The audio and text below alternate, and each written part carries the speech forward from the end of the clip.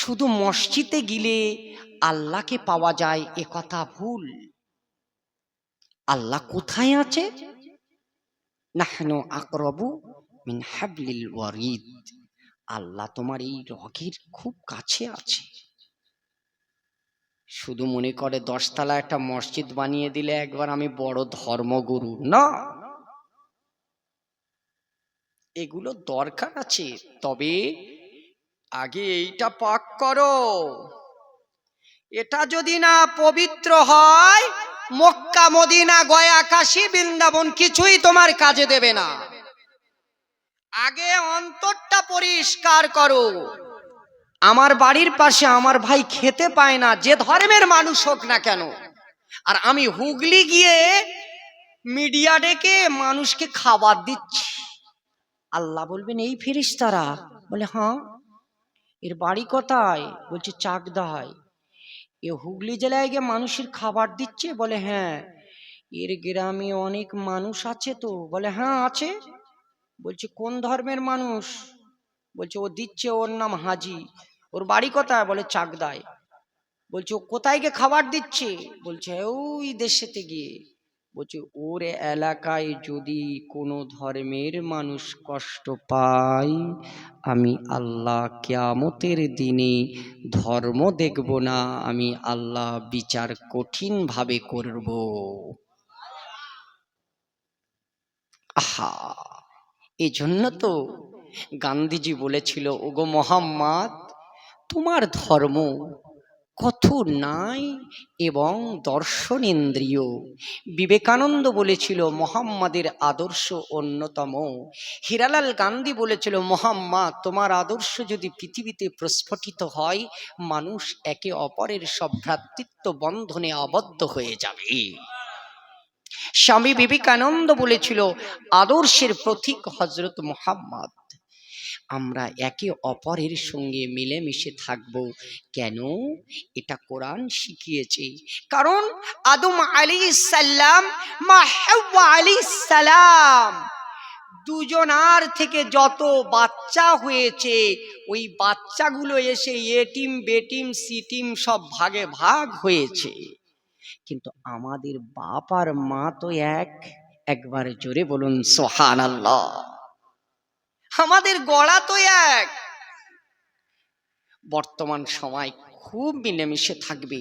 গভীর রাত্রেবেলা পাশের বাড়ি বিপদ হয়েছে, না আমি দেখব না, তুমি ঘুমাবে, নামাজ পড়বে, কোরআন তেলাওয়াত করবে, রোজা করবে। পাশের বাড়ি একজন মানুষ খাওয়া পায় না, রাতের বেলা করে চিল্লাচ্ছে, আর তুমি তাহাজ্জুদের নামাজ পড়ছো। আল্লাহ বলে কিছুই আমি কবুল করব না। এর নাম হলো ইসলাম। এত সহজ, বহুত কঠিন। তো আমি যেটা বলছিলাম, মহানবী ইহুদি গোরস্থানে রাখার পরে লাস্টে নাকটা পচে যায়, পেটটা ফুলে যায়, ফুলে যাওয়ার পরে দেহটা ছিন্ন বিচ্ছিন্ন হয়ে যায়।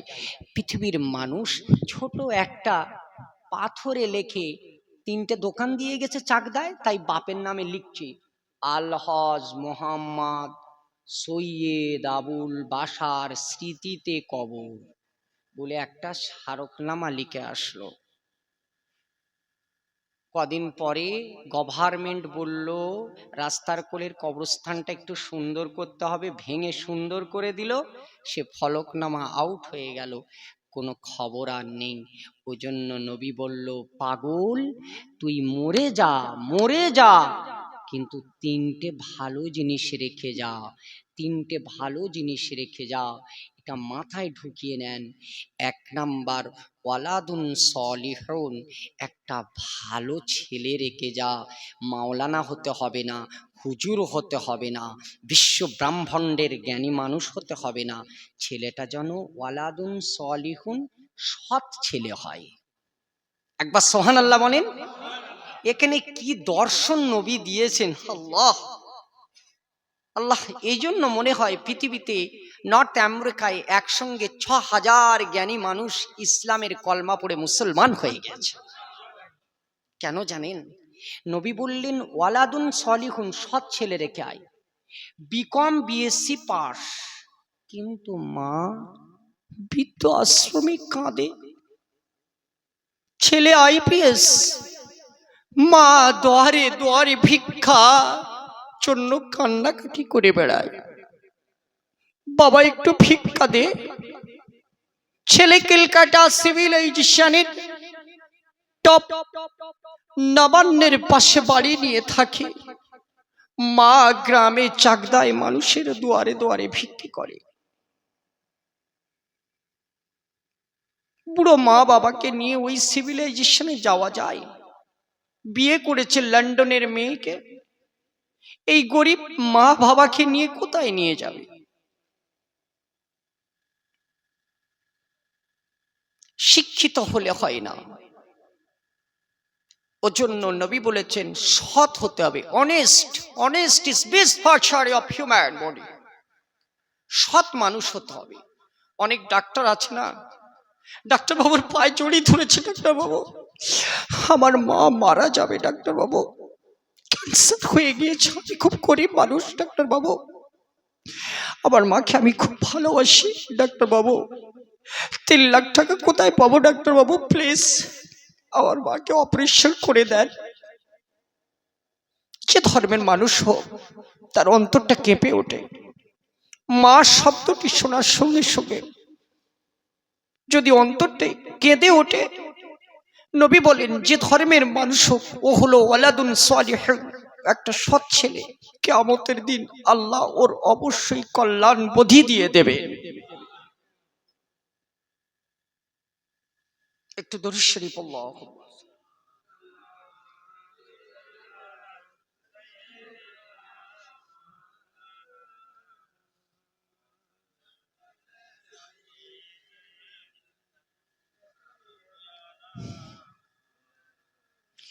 অনেক নার্সিংহোমে দেখেছি মাকে, মায়ের জন্য ডাক্তারের হাতে দুটো পায়ে ধরেছে, অপারেশন করেনি, ছেলের সামনে মা ক্যান্সার নিয়ে ঝরঝর করে কেঁদে কেঁদে মারা গিয়েছে।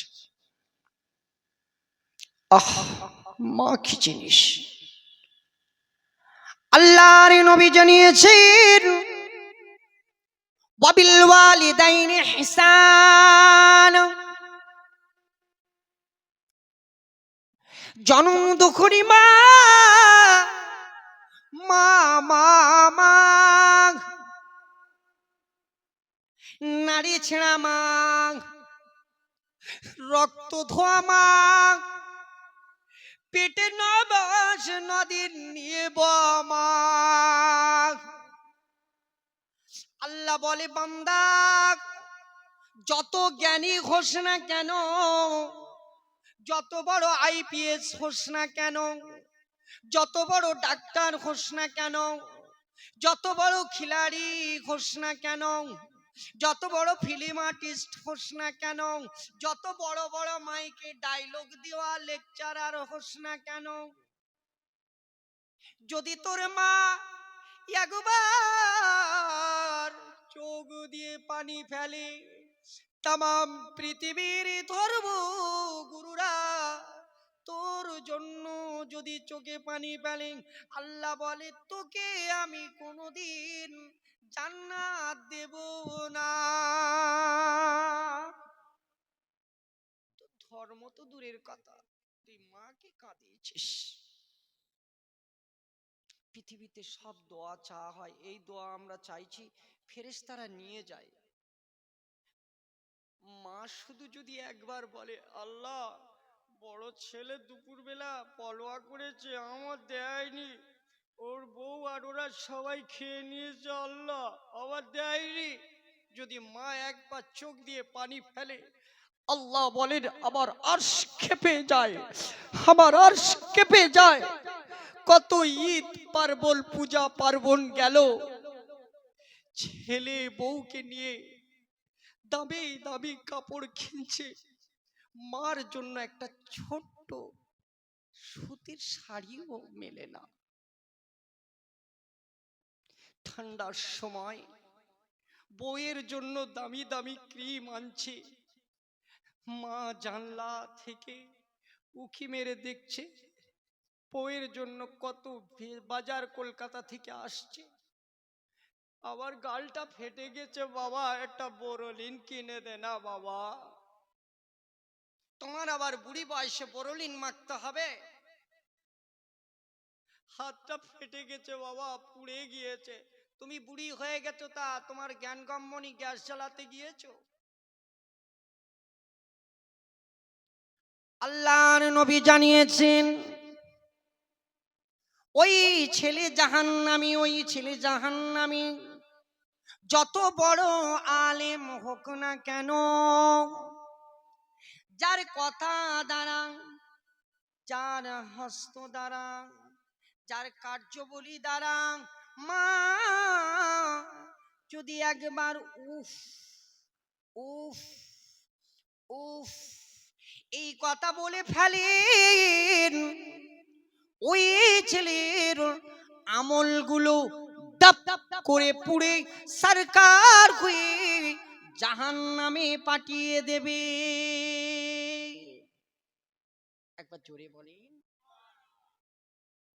আল্লাহ নবী সাহাবী গিয়ে দাঁড়িয়েছেন, ইয়া রাসূলুল্লাহ আপনি বলেন বলেন বলেন, মা না বাপ, মা না বাপ, মা না বাপ। মিশকাতুল মাসাবিতে খুলে দেখুন, আনু উমামা আন্না রাদিয়াল্লাহু তাআলা আনহু ক্বালা ক্বালা নবী সাল্লাল্লাহু আলাইহি ওয়াসাল্লাম বাল হাক্কু আলাল ওয়ালিদি আলা ওয়ালিদিহিমা, ক্বালা নবী সাল্লাল্লাহু আলাইহি ওয়াসাল্লাম উম্মুকা উম্মুকা উম্মুকা উম্মুকা। একবার জোরে বলুন সুবহানাল্লাহ।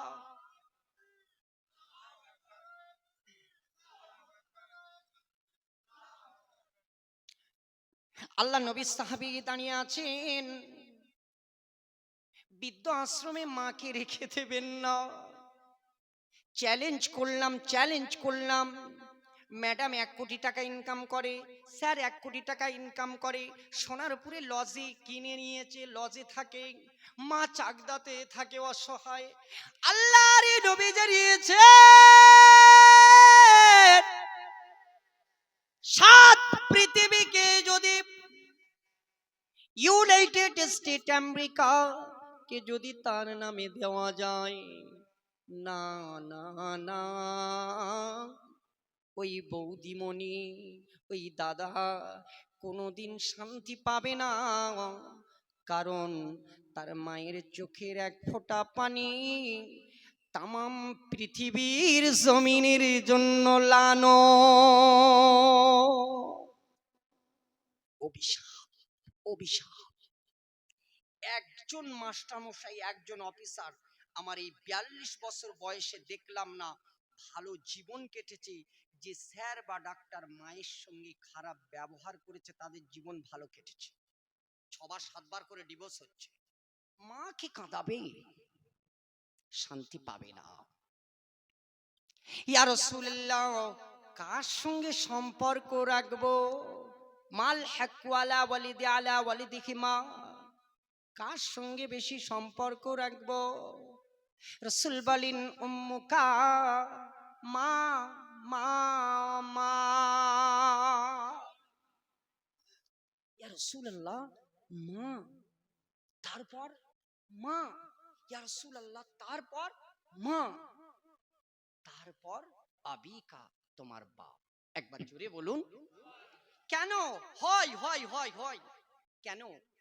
3 বার মা দিল কেন? শুধু হাদিস 3 বার পড়ে চলে গেলে হবে না।